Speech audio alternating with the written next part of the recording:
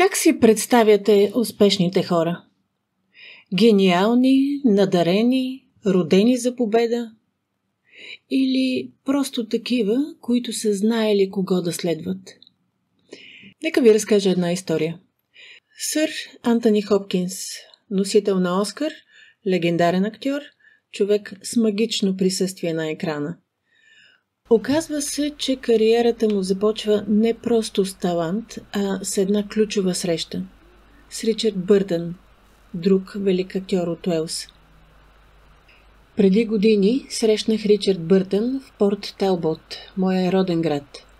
Той мина с колата си заедно с съпругата си и аз си помислих: искам да се измъкна и да стана като него. Не заради Уелс, защото аз обичам Уелс, а защото като дете в училище бях толкова ограничен, толкова безпомощен и самотен и си помислих, че като стана актьор, ще успея да постигна това. Антони Хопкинс. Това е силата на менторството. Понякога не ти трябва гениалност, а просто някой, който вече е минал по пътя, който искаш да извървиш. Същата история в политиката. Бил Клинтън на 16 среща Джон Кенеди. Десетилетия по-късно той застава на неговото място като президент на САЩ. В бизнеса там има цяла традиция на подражаване на успешните. Новите мениджъри често си купуват същите костюми, пият същото кафе и дори копират начина, по който кумирите им жестикулират. Нелепо изглежда, но работи. И тези, на които им се получава наистина, те не просто подражават. Те усвояват моделите на мислене и действие на кумирите си. И ето какъв е трика. Вместо да копираш външните белези, вникни в начина, по който мисли човека, когато възприемаш като успешен. Как взема решения, как се справя с трудностите, как структурира мисленето си. И тук идва най-важният момент. Тук не става въпрос само за действията, които копираме, а за начина, по който започваме да възприемаме самия себе си. Точно това е идеята зад NLP модела, аз концепция, с който работя. Нашите убеждения, кои сме, оформят изборите ни, оформят поведението ни и крайния ни успех. И когато започнем да се възприемаме като човек, който заслужава успех, като човек, който умее да се справя и има нужните качества, ти започваш по естествен начин да действаш по този начин. И ето я и най-добрата новина. Ако един човек може да направи нещо, значи това може да бъде научено. Мотивация, увереност, харизма. Това не са някакви вродени суперсили. Всички те са умения. И точно както сме се научили да караме кола, например, или да използваме компютър, да играем волейбол, ние можем да се научим да бъдем успешни. Нужно е само да разбереш структурата на успеха и да я приложиш по своя начин. И така, кой е вашия Ричард Бъртън? Чий начин на мислене си струва да моделирате? Имате ли чувството, че някои хора са просто по-умни, по-талантливи? Късмет имат тия хора някакси. Напълно нормално е да изглежда така. Майкъл Джордан и баскетбола – перфектната комбинация. Ерик Клептън и китарата – сякаш са създадени един за друг. Но какво бихте си помислили, ако ви кажа, че това не е просто талант, а правилно използване на вътрешните ресурси? Помислете си за момент. Сетете се за последния път, когато чухте някоя песен и веднага се сетихте коя е. Истината е, че тя през цялото време преди това тя си е била в ума ви. Просто не сте си давали сметка, че е там. И представете си сега, че можете да използвате същата тази способност да извиквате вътрешните си звуци, вътрешните си образи, усещания, за да променяте начина, по който се чувствате в някоя ситуация. Ето един факт. Всеки човек разполага с вътрешни ресурси, образи, звуци, усещания, които могат да бъдат използвани, за да се създаде увереност, мотивация, яснота. Още един факт. Повечето хора просто не знаят как да ги използват.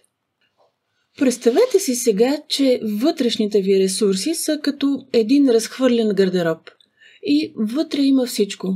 Някакви стилни, готени дрехи, до такива, които дори сте забравили, че съществуват. И въпросът тук не е дали имаш подходящите неща, а дали знаеш как да ги комбинираш. И същото важи за нашата увереност. Ако някога си изпитвал чувство на спокойствие, фокус, решителност, дори за миг, значи го имаш. Просто трябва да знаеш как да го активираш в точния момент. И сега ще ви покажа как.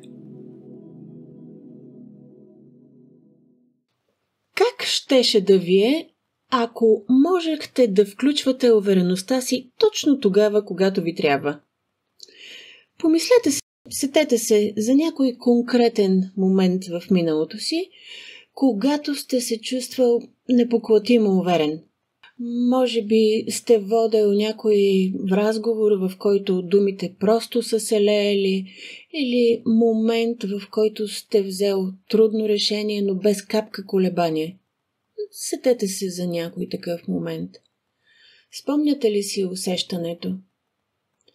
Сега представете си, че можете да пренесете това състояние в бъдещите ситуации, в които наистина искате да се чувствате също толкова уверен. И тук е момента за кръгът на съвършенството, една страхотна NLP техника, която буквално позволява да препрограмираме себе си за успех. И ето как работи, можем сега заедно да я направим. И ако в момента шофирате или работите с някакви сериозни техники и нямате възможност да се отпуснете, оставете това упражнение за момент, в който ви е по-спокойно. И ако имате сега малко време за себе си, не просто слушайте, направо се включете в това, което ще направим заедно. Ето как работи. Първо, спомнете си, върнете се в някой момент на върхова увереност. Изправете се и си представете, че се връщате в този момент. Представете си конкретен момент. Вижте това, което виждате, чуйте това, което чувате, звуците около себе си. Усетете това вътрешно спокойствие, центрираност, тая вътрешна сила. И сега, докато сте в това състояние, представете си, че на пода около вас се появява цветен кръг. Нещо като енергийно поле, което съдържа цялото това усещане на увереност. Обърнете внимание какъв цвят е, има ли някакъв звук в него, който чувате. Почувствайте го, как се усеща. И когато увереността ти напълно е в пика си, на върха си, излезте от кръга и оставете усещането вътре в него, заедно с цвета му, с усещането, звуците. И сега, докато сте извън кръга, помислете си за някоя бъдеща ситуация, в която искате да се чувствате по същия този начин. Може би някоя предстояща презентация, важен разговор, изпит. Помислете си, представете си го ясно в съзнанието си. Какво ще чувате, какво ще виждате точно в този момент. Това ще е вашия сигнал, тригер, котва. И сега, когато тази ваша представа хубаво, реално се появи в съзнанието ви, пристъпете обратно, отново в този кръг на съвършенството и оставете тази увереност да се разлее в тялото ви. Усетете я напълно, изцяло. И когато напълно я усетите, излезте отново и сега помислете си отново за това предстоящо събитие. Прави ли ви нещо впечатление?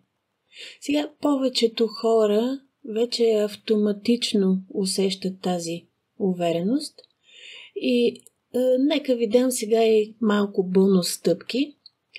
Докато този кръг на увереността ви или на състоянието, което е в него, кръгът на съвършенството, пресегнете се лекичко, вземете си го, сгънете си го и си го приберете в джоба.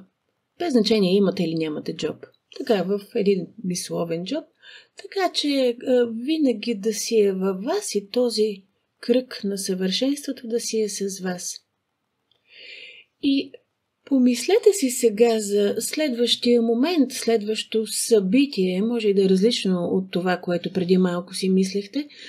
Помислете си за този момент, как тръгвате да влизате в една такава ситуация, в която искате да усещате тази увереност и в момента, в който пристъпвате в ситуацията, посегнете към джоба си, извадете си кръга, хвърлете го пред себе си, вижте го как се активизира и влезте в него.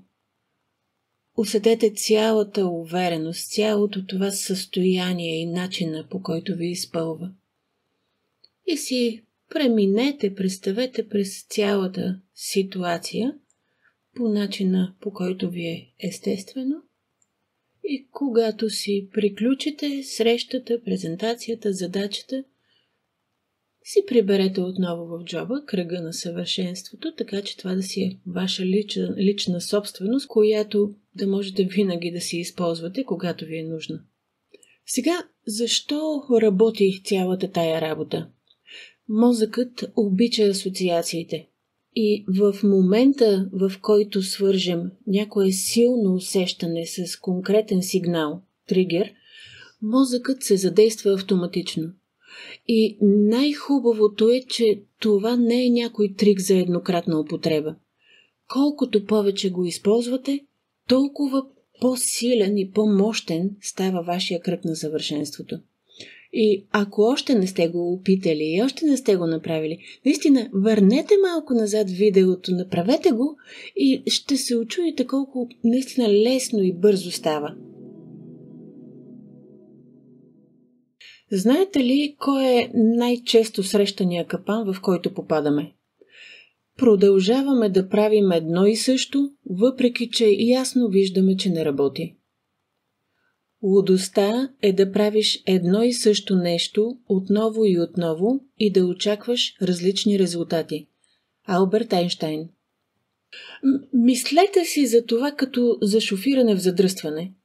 Седиме си в колата, трафика е ужасен, но вместо да смениш маршрута, просто натискаш още повече газта или клаксона, още по-силно. Надяваш се, че някак си по някакъв магичен начин нещата ще се оправят. Но не се оправят. В живота е същото.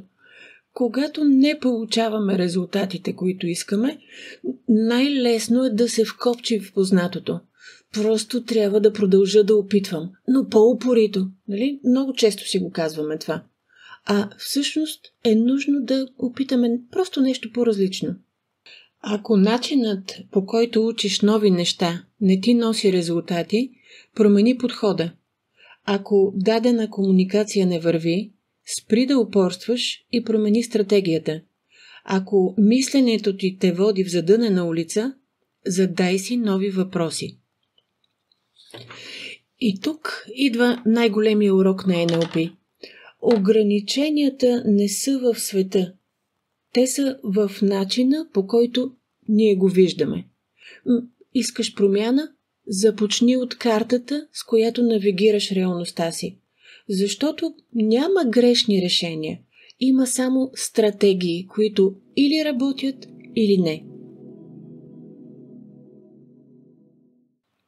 Сега, днес ви споделих само някои от най-базовите техники на NLP, но как всъщност започва всичко в NLP? В следващото видео, което подготвям, и може би сега е момента да се абонирате и да цъкнете камбанката, за да ви извести, когато е готово. В следващото видео ще ви разкажа как един студент по математика и един лингвист разкодират граматиката на мисленето и създават цяла една система за промяна, която вече вие познавате под името невролингвистично програмиране. Ще ви споделя за самото начало на НЛП, как една странна среща, малко експерименти и дори един немски акцент поставят основите на това, което днес наричаме моделиране на човешкото съвършенство.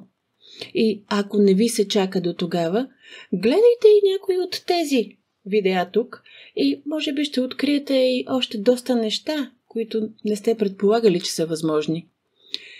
И нека накрая ви попитам. Ако имаше възможност ти да моделираш нечий начин на мислене, кого би избрал и защо?